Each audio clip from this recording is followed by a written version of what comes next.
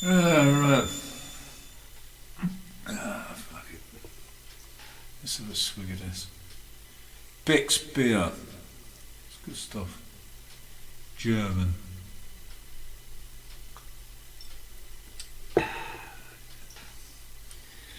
Right, this is fucking flag. Right, I've got a little story to tell you. It's called this thing's going to be called FNF. FNF. And what that stands for, well, it's a TLA. You know what a TLA is, don't you? A TLA is a three-letter abbreviation. Well, FNF was when I used to work for the, in my first year on the GPO, or Post Office Telecommunications, as they like to call it. It's GPO as far as I was concerned. On the first year, I'd have done a 3-year apprenticeship, right? Left school, I didn't know what the fuck I was going to do, but I eventually ended up on the GPO, right? Which was great. A 3-year apprenticeship, brilliant. Got paid. All I wanted to do was play bass guitar, basically.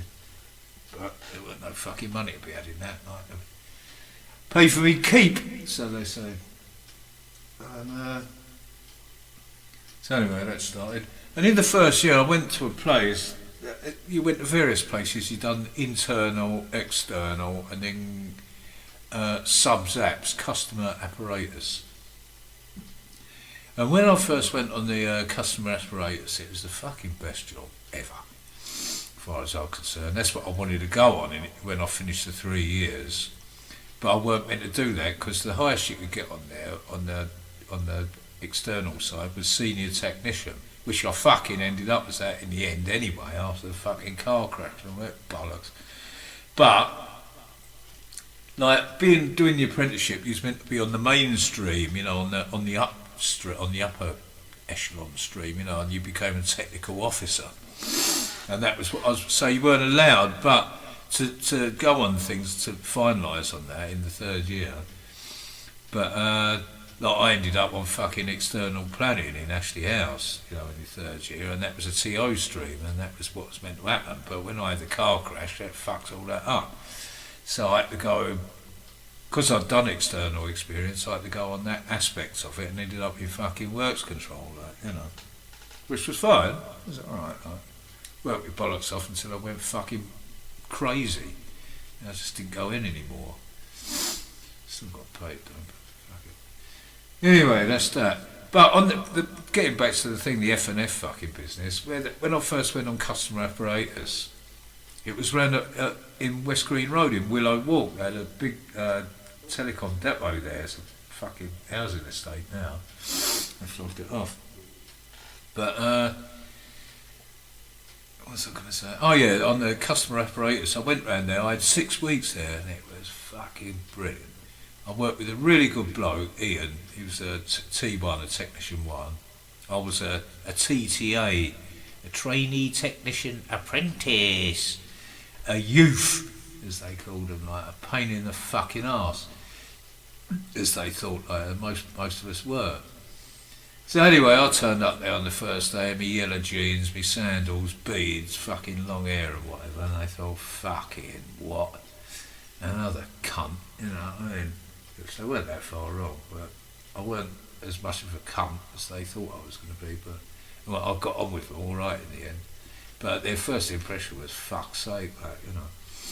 But anyway, they married me up with a geezer, mated me up with a geezer, similar business, with a bloke called Ian Barnett, and he was like a handsome 23-year-old Jack lad, North Londoner. He's a fucking really good bloke. I had a great fucking time with him, like, you know, and that's why that's what the job I wanted to end up doing, but that's a different story.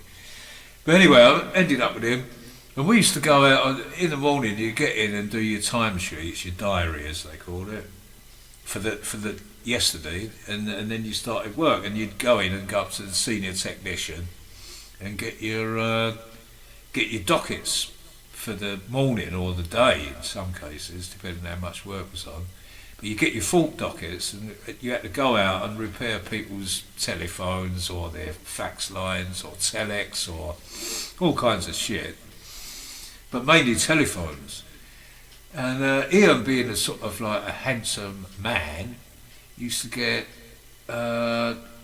what was known as sort of bogus fault reports from women that wanted him to go round. They'd make up some fucking excuse for him to go round their place because they fancied him. And there was nothing wrong with her phone. Fuck all. What was wrong with her was a different fucking matter, but it weren't nothing to do with her phone, put it that way. So anyway, we used to sit, and every now and then he'd look at the dockets for the day and he'd go, fucking arseholes, right, so, alright. So we'd go around there and he'd say, right, hang on in the van for 3/4 of an hour, or go down the cafe and amuse yourself, which I used to do. And what he was doing he was going in, inspecting her apparatus, not her telephone, no. You know what I mean? And he was quite happy. We used to get other ones where the women, like, he didn't fucking fancy him, and he still used to get, every week, they used to ring up and say their phone's up the creek, and we'd go round there. He knew there was nothing fucking wrong, and they'd always turn up in a negligee and all that cliche fucking bollocks, made up the fuck. It was crazy, and I used to piss myself with laughter, because he used to insult some of them, like, you know, one of them turned up in her slacks, like, you know, and it looked like that she had pissed herself. And he goes, you've pissed yourself, haven't you, darling? And she goes, I don't speak English, I'm from Portugal. And I fucking cracked me up. I couldn't stop laughing. I had to go out and sit in the van, even though he weren't fucking knobbing her. I had to sit in the, while he was, that was a real one, he had to fix her phone. But I couldn't fucking stand in the place with him because I was laughing so much, I had to go in the van. But anyway, this particular one, you know, like, he knew what she was up to, so he'd go in there and fucking juke her, like, you know, and I'd have 3/4 round, extra round the calf, which was great. And what you'd do when you came back from there, you had to say that you'd been on the job, so to speak, which he had. But what you'd put down on the docket, you know, if there was a fault on the line, you know, you'd say Earth A or Earth B or fucking dial busted or fucking whatever.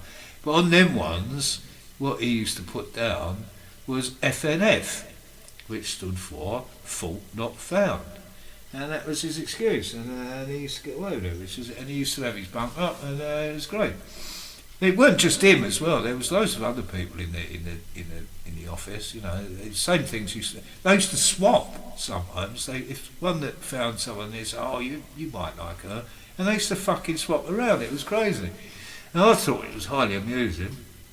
And that was the job for me, but that weren't to be. You know, I had to go onto the mainstream and become a technical officer. You know what I mean? Which. But I'll ramble on about that another tape. But anyway, this one is called FNF.